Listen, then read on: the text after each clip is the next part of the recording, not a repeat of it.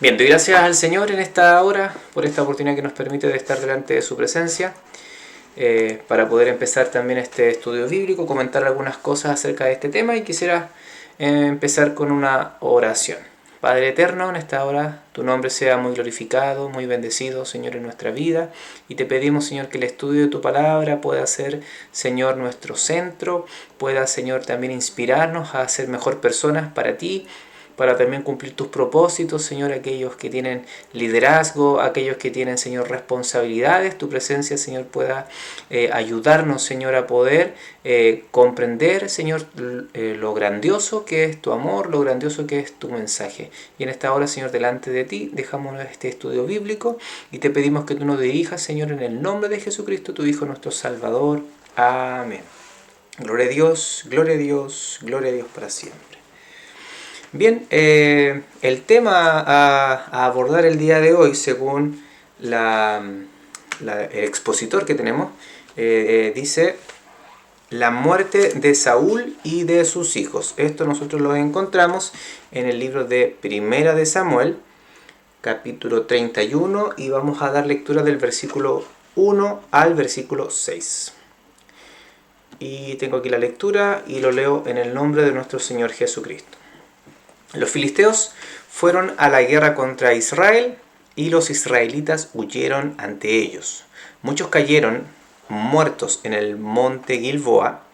Entonces los filisteos se fueron en persecución de Saúl y lograron matar a sus hijos, Jonatán, Abinadab, Malquisúa. La batalla se intensificó contra Saúl y los arqueros lo alcanzaron con sus flechas. Al verse gravemente herido, Saúl le dijo a su escudero: «Saca la espada y mátame, no sea que lo hagan esos incircuncisos cuando lleguen y se diviertan a costa mía». Pero el escudero estaba tan asustado que no quiso hacerlo, de modo que Saúl mismo tomó su espada y se dejó caer sobre ella. Cuando el escudero vio que Saúl caía muerto, también él se arrojó sobre su propia espada y murió con él. Así, en un mismo día, murieron Saúl, sus 3 hijos, su escudero y todos sus hombres. Bien, el expositor nos plantea que las consecuencias de la desobediencia. Encontramos una vida de Saúl que al parecer comienza de una buena manera, ¿cierto? Es el hombre que Dios escoge para poder reinar y para poder también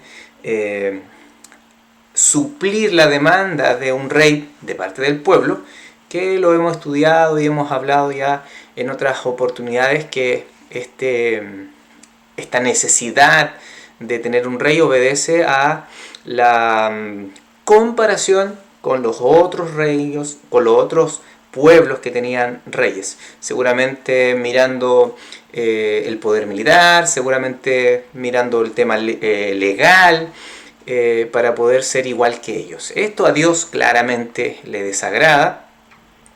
Y tenemos la figura de Saúl, que al inicio de Saúl pinta ser un buen rey.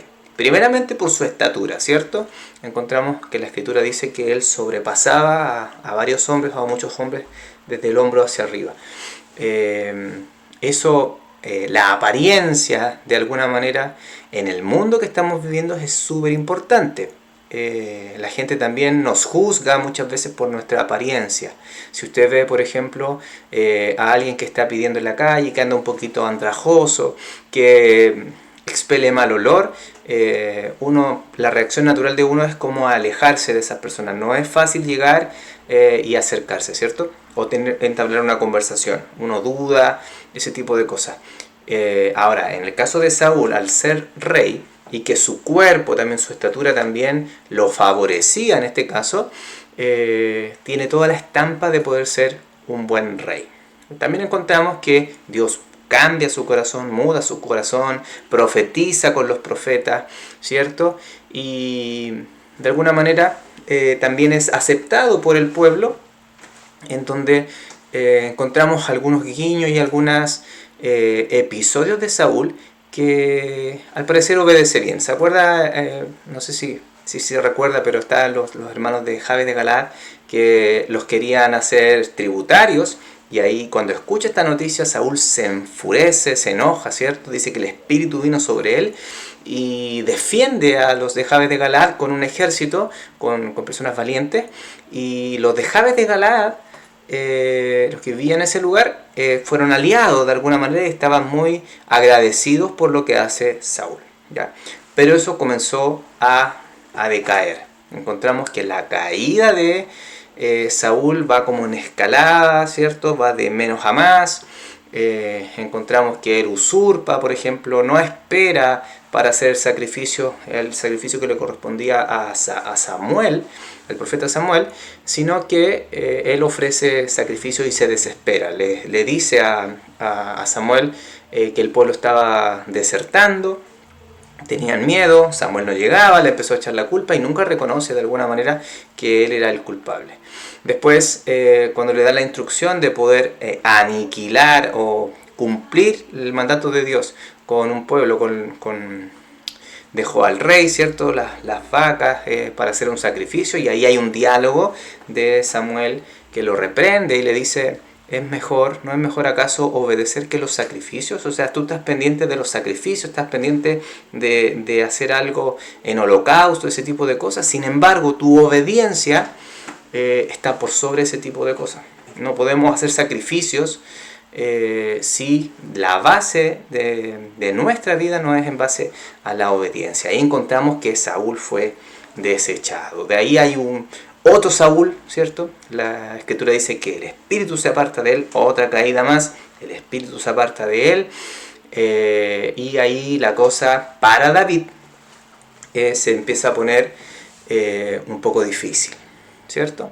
Encontramos que aparece David en escena, aparece tocando el arpa para calmar este espíritu malo de parte de Jehová, aparece ahí con Goliat, el único hombre valiente, poderoso en las manos del Señor, para poder hacer frente a Goliat, que también era un hombre de alta estatura. Luego de eso se da cuenta de que algo pasa cuando llegan en victoria hacia su pueblo, ¿cierto? Algo no le cuadra bien a Saúl. O sea, los cantos de las mujeres, que era básicamente un canto de victoria, la comparación de los miles y 10 miles en la escritura, bueno, nosotros también lo hemos hablado en la clase de hermanos, hay una relación con victoria, ¿ya? Encontramos eso y Saúl se molesta nuevamente y a ratos también lo desconoce a David. Está la amistad de David con su hijo, con hijo de Saúl que se llama Jonatán, el cual hacen un pacto. Ese pacto es súper importante en la vida de Jonatán y en la vida de David, que ambos respetan este pacto, este acuerdo. De alguna manera, lo comentábamos con nuestros hermanos en la clase, da la sensación, o por el escrito bíblico, que Jonatán era más temeroso que Saúl, y él no tuvo problemas en entender de que David era el ungido. Por herencia del reinado le correspondía a Jonatán, pero él no tiene problema en decir: tú serás rey y yo seré segundo tras ti. Ahí nuevamente esta relación y este pacto de David con Jonatán provoca celos, provoca envidias, provoca pecado en Saúl, el cual también intentó matar a David, ensartarlo, clavarlo contra la pared, contra su propia lanza. Y después, posteriormente a eso, también a su propio hijo. Lo trata incluso que era un hijo de una prostituta, y también intenta matarlo. Ya, todos esos actos, todas esas decisiones, como también nos muestra el expositor, hicieron y demostraron que la vida de Saúl era una vida que estaba actuando en desobediencia. Hay capítulos que no hemos saltado, y uno de los capítulos más importantes y más llamativos también, que también es difícil de poder comprender, es cuando Saúl se acerca a una divina, ¿ya? Eso lo encontramos, si no me equivoco, en versículos anteriores, ¿cierto? Donde está esta adivina, la cual no solamente ella se sorprende esto lo encontramos en el capítulo 28, versículo 3, cuando va a consultar a la adivina. El motivo de consultar a esta adivina de Saúl, dice, es que no había palabra, no había profecía, Dios no le hablaba. Entonces él, en una manera desesperada, acude a esta mujer que practicaba la adivinación, incluso cuando Saúl había arrojado de la tierra a todos los encantadores y adivinos. Eso lo encontramos en el capítulo 28, versículo 3, dice textual, y Saúl había arrojado de la tierra a los encantadores y adivinos. ¿Ya? En ese contexto, dice la escritura que consultó Saúl a Jehová, pero Jehová no le respondía, ni por sueños, ni por Urim, ni por profetas. Entonces Saúl dijo a sus criados, buscadme una mujer que tenga espíritu de adivinación para que yo vaya a ella y por medio de ella pregunte. Y sus criados respondieron, he aquí hay una mujer en Endor que tiene espíritu de adivinación. Hay un diálogo ahí de Saúl que, además, miren lo que hace, eso también es parte de la desobediencia. Que lo que hace Saúl se ocultó de sus ropas, ¿ya? Aquí lo tengo, dice, y se disfrazó Saúl y se puso otros vestidos y se fue con 2 hombres. Eso es natural de una persona que algo esconde, que algo oculta. ¿Ya? Saúl ocultaba algo, se disfraza. ¿Por qué? Porque además no quería ser reconocido como el rey Saúl, el rey que había echado de la tierra a estas personas que practicaban la adivinación. ¿Ya? Bueno, conocemos también el pasaje que pasa acá.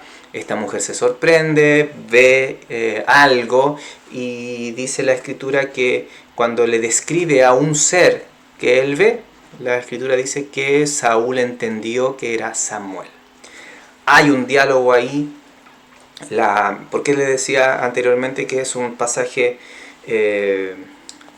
difícil de poder entender? Es porque la pregunta es, ¿la persona que le habla, que le profetiza a Saúl, era Samuel? ¿O es parte de estos espíritus de adivinación? Si afirmamos que es Samuel, que efectivamente es Samuel, eso quiere decir que Dios tiene que haber autorizado a Samuel a poder aparecerse frente a Saúl.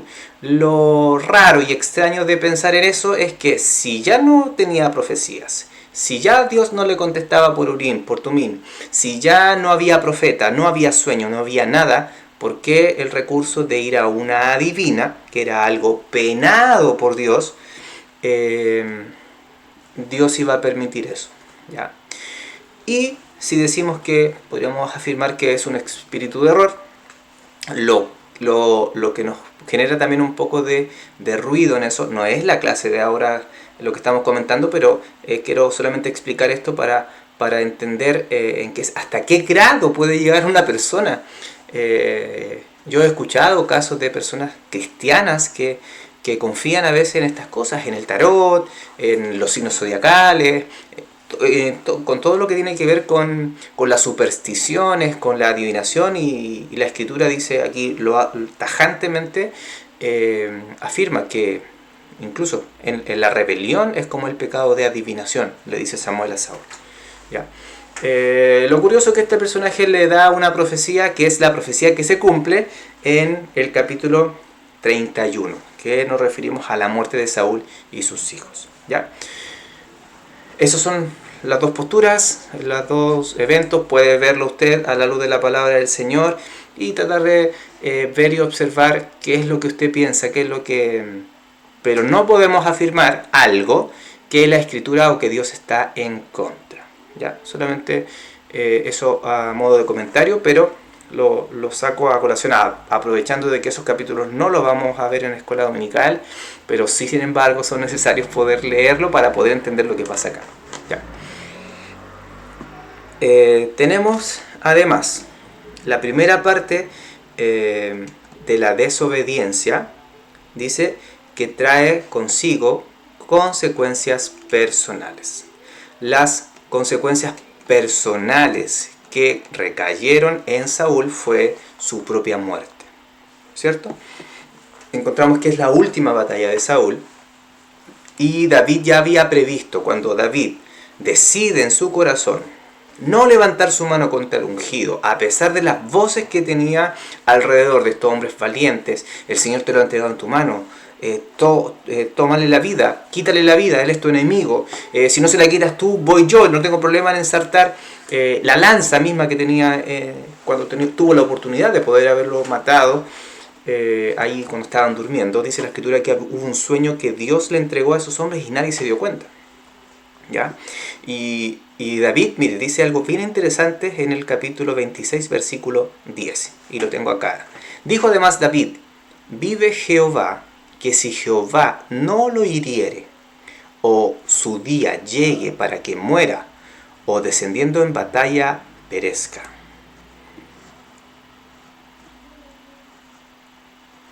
Perezca, guárdame Jehová de extender mi mano contra el ungido de Jehová, pero toma ahora la lanza que está en su cabecera y la vasija de agua y vámonos, ¿ya?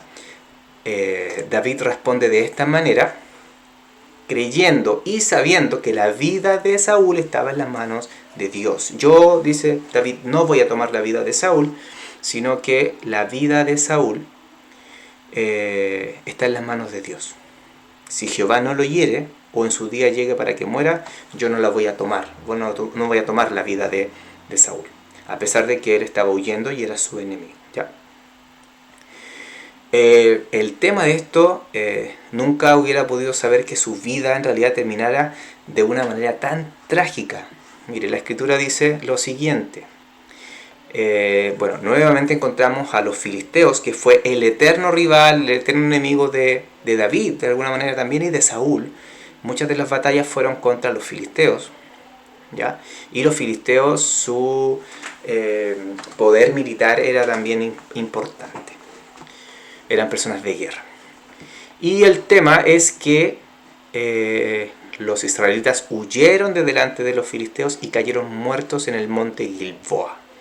Y siguiendo los filisteos a Saúl y a sus hijos, mataron a Jonatán, a Abinadab, a Malquisúa, hijos de Saúl, y arreció la batalla contra Saúl. La idea de los filisteos era atacar al rey. Muchas guerras, todos los guerreros en ese tiempo sabían que si el rey estaba en guerra era una oportunidad de poder derrocarlo, de poder matarlo, y al hacer eso, matar el liderazgo, provoca también un problema, porque muchas naciones también tenían el problema de que quién seguía a cargo del reinado, ¿ya? Entonces encontramos esta situación, que a Saúl matan a sus hijos en batalla, ¿ya? Que son tres: Jonatán, Abinadab y Malquisúa. Malquisúa, sí. Y arreció la batalla contra Saúl y le alcanzaron los flecheros y tuvo gran temor de ellos. Hay algunos que comentan, según lo que dice la Septuaginta, que es la Biblia en griego, dice que él fue herido, y literalmente que fue debajo del cartílago, que tiene que ser una referencia al abdomen o a la cintura debajo de las costillas, ¿ya? Al herirse al ser herido en esa zona, la posibilidad de haberse escapado era poca, ¿ya? Queda prácticamente la persona inhabilitada para poder escaparse o para poder vivir mucho tiempo, o ser recuperado de esa herida, ¿ya? Y esto, mire lo que provoca también en la vida de Saúl. Entonces le dice a Saúl, a su escudero: saca tu espada y traspásame con ella. Le pide a su escudero que lo mate, ¿ya? Porque el miedo de Saúl era que vinieran estos incircuncisos, se refiere a los filisteos, y lo traspasen y lo escarnezcan, ¿ya? Eso también para Saúl era una ofensa, era algo que él no estaba dispuesto a poder vivir. Entonces le pide a su escudero que por favor mátame. ¿Ya? Encontramos aquí que el escudero tuvo miedo. No quiso él en realidad tomar la vida del rey. Me imagino que por temor o por lo mismo que le pasa a David. David tampoco quiso tomar la vida del rey. ¿Ya? Entonces lo que él hace de una manera muy triste provoca lo que nosotros sentimos o conocemos hoy en día como suicidio. ¿Ya? Él no estaba dispuesto porque sabía que los filisteos eran crueles y de alguna manera se querían ensañar contra Saúl. ¿Ya? Era su viejo y su empedernido, dice un comentario, su empedernido rival, su enemigo. ¿Ya? Entonces bajo estas circunstancias es que encontramos que en el versículo, aquí lo tenemos por acá, mas el escudero no quería porque tenía gran temor. Entonces Saúl tomó su propia espada y se echó sobre ella. Y viendo su escudero a Saúl muerto, él también se echó sobre su espada y murió con él. ¿Ya? Esto hace referencia a la profecía que le dice Samuel, o el supuesto Samuel, que él iba a aparecer con sus hijos en batalla. ¿Ya? Básicamente la consecuencia más grave que podríamos tener nosotros en nuestra vida por desobedientes es la muerte. Ya encontramos que en la muerte no tenemos un retroceso. No hay una forma de podemos cometer pecados, podemos cometer faltas delante de Dios. Sin embargo, todas esas faltas, estando en vida, hay una oportunidad, como alguien dice, de poder apelar a la misericordia del Señor, de poder apelar a que Dios nos pueda perdonar. Pero aquí lo que hace Saúl, se termina todas las oportunidades y esperanzas. Había sido desechado del trono, había sido desechado su herencia también al trono. Lo único que le quedaba a Saúl, en realidad estaba David vivo, no pudo matarlo. Lo único que le quedaba, siempre le quedó la opción de poder restaurar su relación con Dios. Sin embargo, no encontramos ningún pasaje en el cual él haya habido un reconocimiento, en cual su vida fuera hubiera un remordimiento de decir, pucha, sabes que la embarré, Señor, ya ok. Yo pensaba, la opción que le quedaba a él era, ok, Señor, pequé delante de ti, fallé, entrego el trono, cedo lo que tú, y haberse quedado de alguna manera relegado. Pero eso a la carne, a nosotros, al ser humano en sí, no nos gusta. ¿Ya? No es fácil, no es de todo llegar a decir como lo que dice Jonatán, tú vas a ser el rey, el ungido, y yo voy a ser el segundo después de ti. Cuando Jonatán sabía que la herencia del reinado caía sobre sus hombros, pero también Jonatán sabía que su padre había enloquecido y que su padre había turbado también al pueblo. ¿Ya? Esas serían entonces las consecuencias personales que podríamos nosotros recibir si tomamos el consejo de la palabra del Señor para nuestra vida, de poder desobedecer a la voz de Dios. ¿Cuántas cosas desobedecemos durante el día? ¿Cuántas cosas podemos desobedecer durante toda nuestra vida al Señor? Quiera el Señor de nosotros que seamos personas obedientes, que seamos personas que estemos siempre en la verdad. ¿Ya? Y la segunda parte nos comenta también acerca de la desobediencia también trae consigo consecuencias colectivas. Y lo más triste, que aquí está resaltado el expositor, mire lo que dice, es una de las consecuencias más tristes del pecado. Sus repercusiones no pueden ser calculadas con exactitud. No podemos calcular la gravedad de la consecuencia por desobedecer. ¿Ya? Si un padre, por ejemplo, desobedece, si una madre desobedece, ante la presencia del Señor, es inevitable que los hijos vayan a recibir también esas consecuencias. No quiero decir con esto que los hijos reciben las consecuencias de los pecados de los padres, pero si un matrimonio se separa, Si algo pasa en nuestra vida, los hijos también van a recibir ese daño cuando, ¿por qué? Porque la familia en sí es el refugio que tiene la familia, los hijos, el esposo, la esposa, para poder detener los ataques que todos los días, así como las flechas que lanzaron sobre Saúl, el enemigo de nuestra alma también nos envía para poder tropezar, para poder herirnos, para poder dañarnos. Quiera el Señor que guarde nuestra mente, guarde nuestros pensamientos de poder pecar contra la presencia del Señor, y que si hemos pecado, como dice la Escritura, abogado tenemos para con el Padre, a Jesucristo el justo. Entonces tenemos que acudir. Esto es lo que no hace Saúl. Esto es lo que no, en ningún pasaje encontramos que Saúl haya reconocido.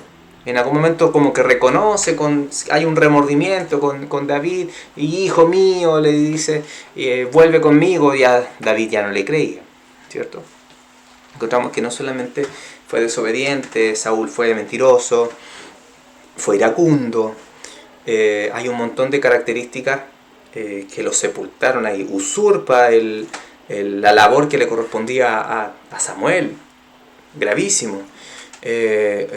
Y también encontramos que él acude a una adivina, ¿ya? Y esto repercutió en él, consecuencias para sus hijos, ¿ya? Todos sus hijos mueren en batalla. Los hijos, me imagino yo, que salen a él con el padre para poder brindarle apoyo. Los hijos a veces hacemos eso con los padres, brindamos apoyo, pero el padre andaba mal, el padre no estaba bien, no estaba en su sano juicio, y además lo hieren en batalla. ¿Ya? Y tenemos estas consecuencias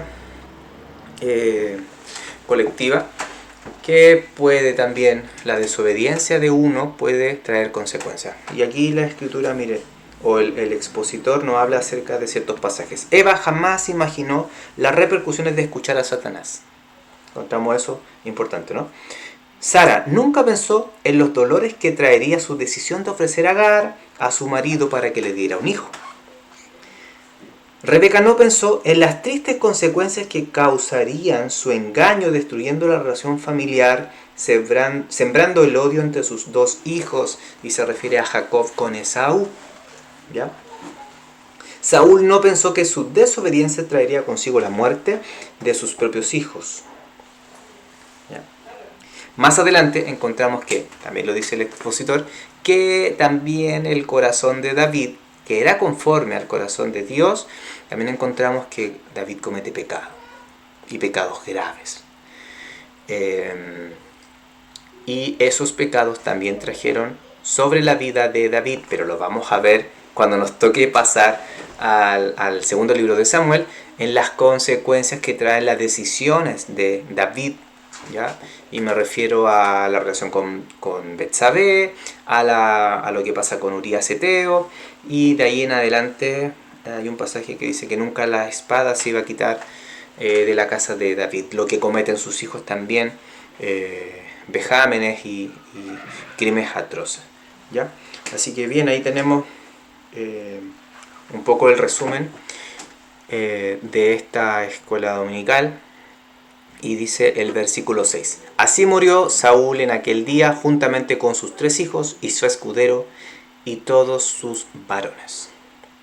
Y el versículo 7 dice, y los de Israel que eran del otro lado del valle y del otro lado del Jordán, viendo que Israel había huido y que Saúl y sus hijos habían sido muertos, dejaron las ciudades y huyeron, y los filisteos vinieron y habitaron en ellas, ¿ya?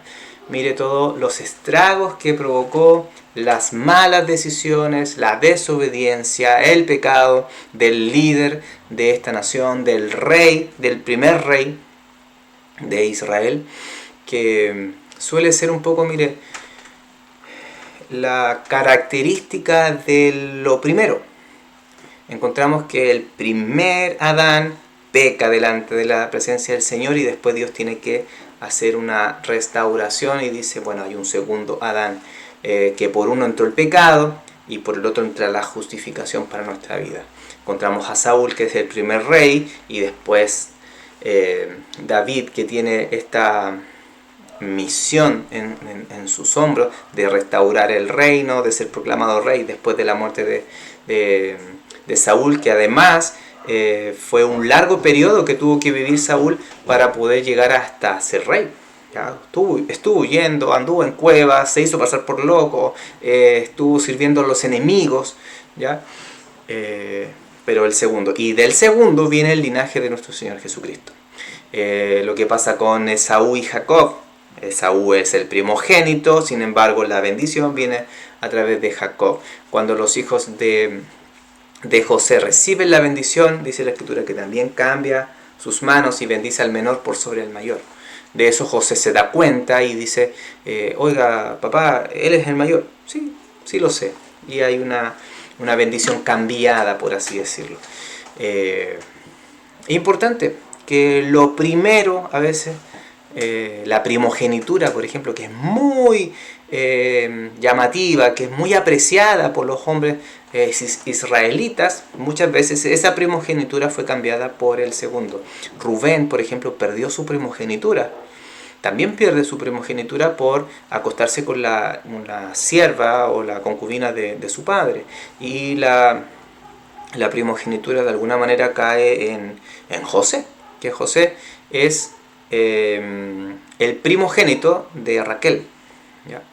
Y encontramos que también, mire, si fuera Rubén hubiese sido la tribu primogénita, tendríamos al Mesías desde la tribu de Rubén, o los rubenitas, o llamaríamos hoy día a los judíos, los llamaríamos rubenitas, pero no es eso, cae en Judá de alguna manera, porque de ahí viene el linaje de nuestro Señor Jesucristo. Y mire, por la desobediencia de uno, como fue con Adán, lo dice el libro de Romanos, vino el pecado.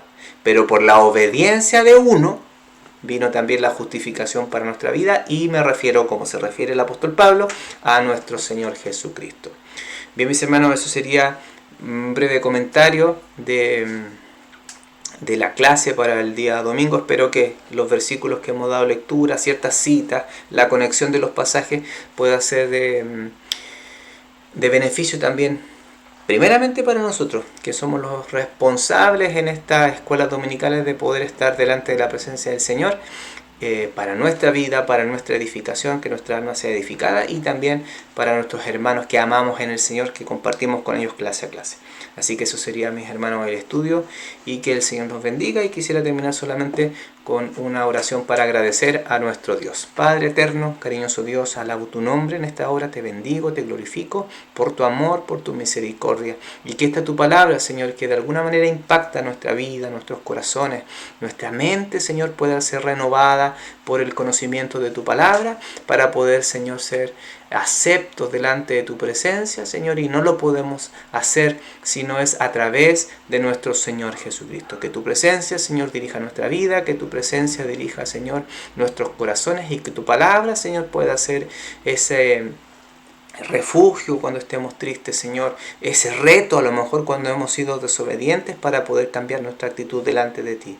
Padre eterno, todo esto te lo pedimos y te lo rogamos en el nombre de Jesucristo, tu Hijo, nuestro Salvador. Amén. Gloria a Dios, gloria a Dios, gloria a Dios para siempre.